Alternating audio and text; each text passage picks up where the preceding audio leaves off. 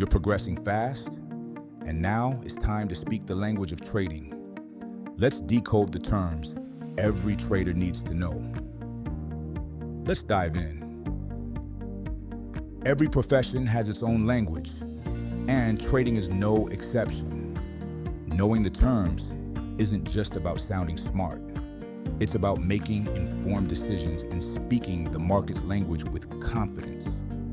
There are two core positions in trading, long and short. If you believe a stock's price will rise, you go long. If you expect it to drop, you go short. Going long is simple.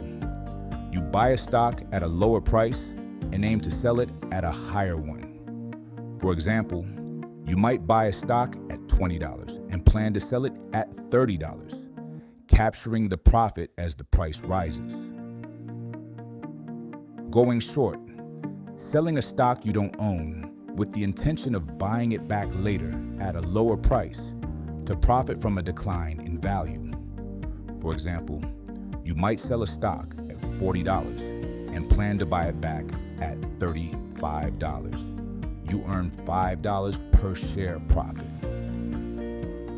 Just to clarify, remember our order book from lesson 1? Short selling adds another dimension to trading and investing. Here, you are selling first and buying later, the opposite of a long position. Knowledge test. Short selling follows a structured process. Can you identify the correct sequence? Write your answers below.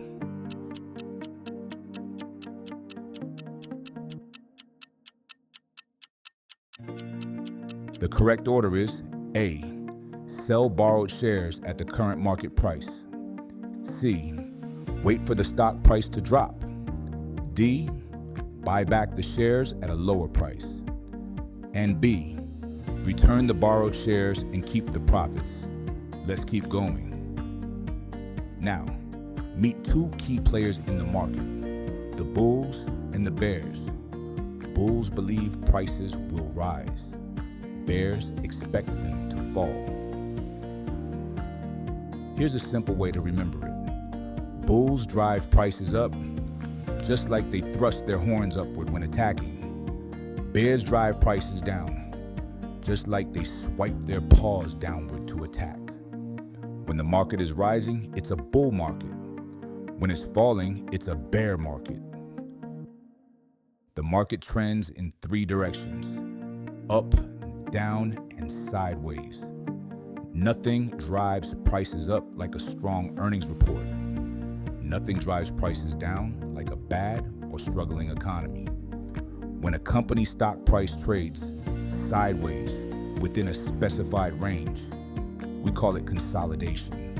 Now, let's look at the 4 essential order types you can use to enter a trade. You've already seen market orders. These execute immediately at the best available price and continue to fill at the ask until all shares are bought. But sometimes, speed isn't the goal. You want more control. Limit orders. A limit order lets you set the maximum price you're willing to pay when buying, or the minimum price you're willing to accept when selling. The order only fills if the market reaches your price, giving you more control, but there's no guarantee it will execute. Stop orders. A stop order is triggered when the price hits a certain level. After that, it becomes either a market order or a limit order. Market order triggers an order, filling at the next best available price. Stop limit triggers a limit order, giving you price control, but it may not fill if the market moves past your limit. Buy stop orders. Let's say a stock is trading at $50. You place a buy stop order at $55. That means your order will only activate if the stock rises to $55 or higher. This is great for traders who want to jump in when a stock breaks out and starts moving up fast. Stop loss order. If you buy a stock at $50 and want to protect yourself from big losses, You can place a stop loss at $45. That means if the price falls to $45, your stock will be sold automatically, helping limit your loss to just $5 per share.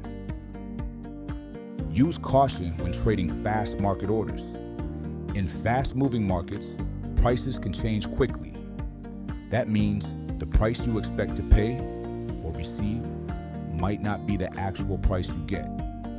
This small difference is called slippage, and it happens because the market moved before your trade was fully processed. The order types discussed in this lesson are your tools for executing smart trading strategies. Market orders help you enter or exit quickly. Limit orders give you price control.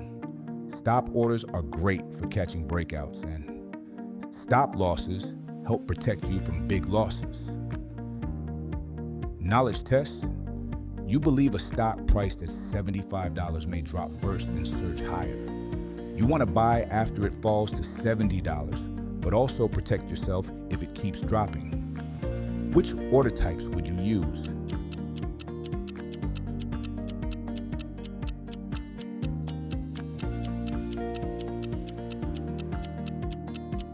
The correct answer is buy a limit order now at $70, then place a stop loss at $65. Let me explain. You buy a limit order now at $70, then place a stop loss at $65. A limit buy order at $70 means you'll only buy the stock if the price drops to $70, your chosen price. Once you buy, a stop loss order helps protect you by selling the stock at $65 if the price keeps falling instead of going up like you anticipated.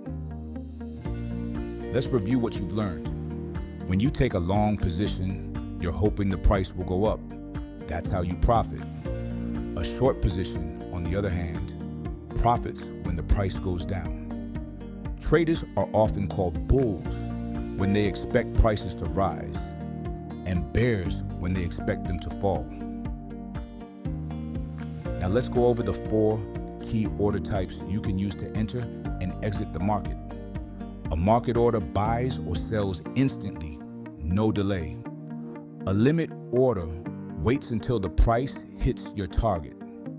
A stop order activates once the price moves beyond a set level.